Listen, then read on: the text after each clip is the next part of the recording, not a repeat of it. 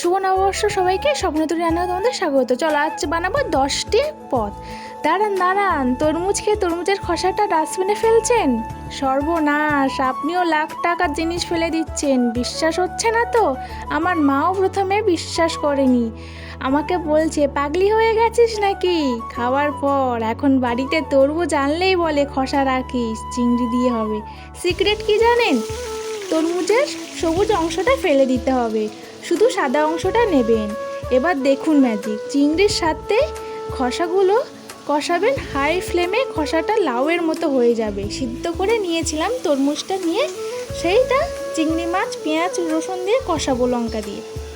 তো এবার দেখুন ফাইনাল লুক, কেউ ধরতেই পারবে না এটা তরমুজের খোসা না অন্য কিছু।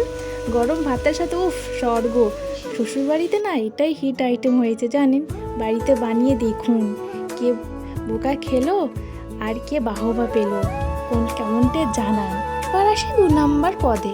উচ্ছে দেখলেই মুখ বাঁকা। দাঁড়ান, বাচ্চারাও চেটেপুটে খাবে, গ্যারান্টি। এমন একটা টিক্স দেবো। তো মাছের ডিমগুলো সুন্দর করে লবণ হলুদে ভেজে নিয়েছি। তো কড়াই কুচনো পেঁয়াজ তেলের ওপর দিয়ে রসুন দেবো, কাঁচা লঙ্কা আর টমেটো দেবো, দিয়ে তার উপরেই লবণ হলুদ দিয়ে সুন্দর করে কষিয়ে নেব ঝটপট। আর উচ্ছে দেখে কেউ ভয় পাবে না। বাচ্চারা বেশি ভয় তো, তিতো খাবো না, এটা খাবো না, এবার তিতো ভ্যানিস এই পদ্ধতিতে রান্না করলে। হ্যাঁ, তো দেখুন, তো সেই উচ্ছেগুলো আমি তাতে ঢেলে দেবো, দিয়ে প্রায় 5 মিনিটের জন্য তাতে ডিমটাও দিয়ে দেবো, দিয়ে ঢাকা দিয়ে দেবো। এবার তো আসল মজা, কেউ স্কিপ করবে না ভিডিওটা। তো চাপা দিয়ে দেবো পুরো 5 মিনিটের জন্য, হালকা করে জল দিয়ে চাপা দিয়ে দেবো, কোনো চিন্তা নেই।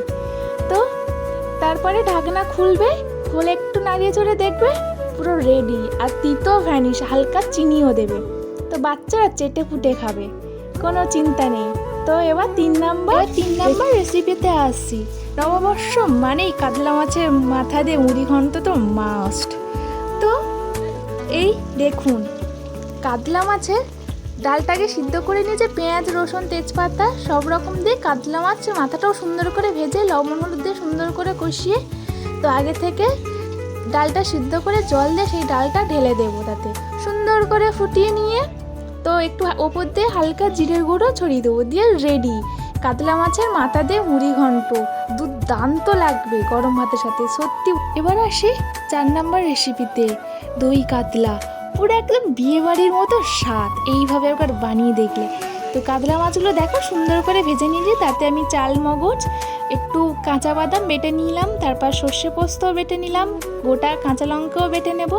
নিয়ে কড়াইতে আমি ওই আদা আর রসুন তেলের ওপর দিয়ে সুন্দর করে কষিয়ে তাতে দিয়ে দেবো এই চাল মগজ আর কাঁচা বাদাম বাটা দিয়ে, তো তারপর ওটাই দেবো।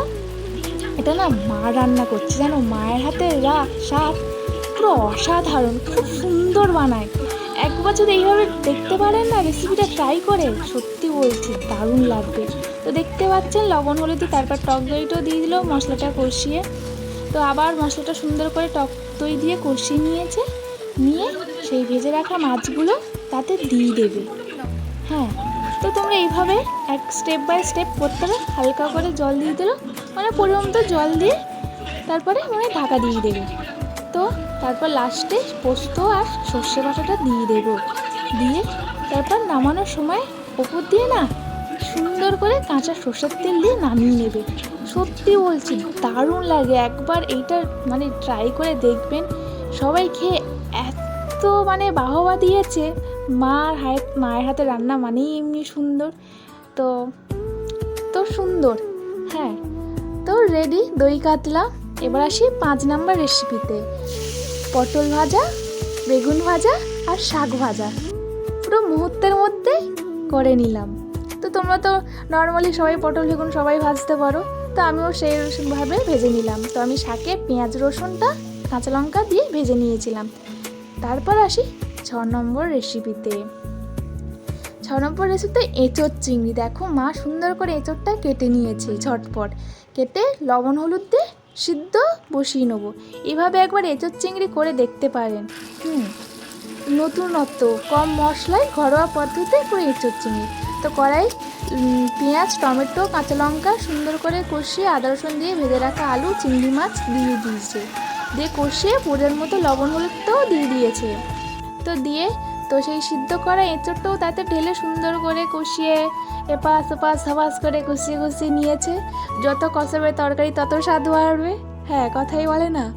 তো কষিয়ে তারপর পরিমতো জলও দিয়ে দিল, গরম মশলা বাটা সবই দিয়ে দিল মনে হয়। মায়ের হাতে রান্না তো রেডি হয়ে গেছে। তো এবার ফুটিয়ে সুন্দর করে নামিয়েছে, দারুণ টেস্ট হয়েছিল। আর এঁচোড়টা না আমাদের গাছের জানো। এবার আসি 5 নম্বর রেসিপিতে। কড়াই শুকনো লঙ্কা, একটু সর্ষে আর তেজপাতা দিয়ে আমটা ঢেলে দিয়েছে। জানো এবছরে 1433-এ আমাদের প্রথম আম খাওয়া বা পুজো দিয়ে আমের চাটনি খেতে হয় জানো। তো দেখো আমটা একটু সিদ্ধ দিয়ে তাতে আমি চিনি দিয়ে সুন্দর করে কষিয়ে আমটা জল দিয়ে দিয়েছি পরিমাণ মতো। তো রেডি। তো তো দেখো আস্তে থালি সাজাচ্ছি। তো এই সব রান্নাগুলোর মধ্যে আর তোমাদের কোন ভিডিওগুলো, কোন রান্নার রেসিপি ভালো লাগলো কমেন্টে জানিও, হ্যাঁ। আর তোমাদের বাড়িতেও বৈশাখী আহারে কী কী পদ হয়েছে সেটাও কমেন্টে জানিও। আর এইগুলোর মধ্যে তোমাদের কোনটা বেশি ভালো লেগেছে বা আবার কোন রেসিপি পরে ট্রাই করব সেটাও জানিও। আর ভালো লাগলে আমার ভিডিওগুলো চ্যানেলটিকে সাবস্ক্রাইব করে দিও, একটা লাইক, কমেন্ট অ্যান্ড শেয়ার করে দিও।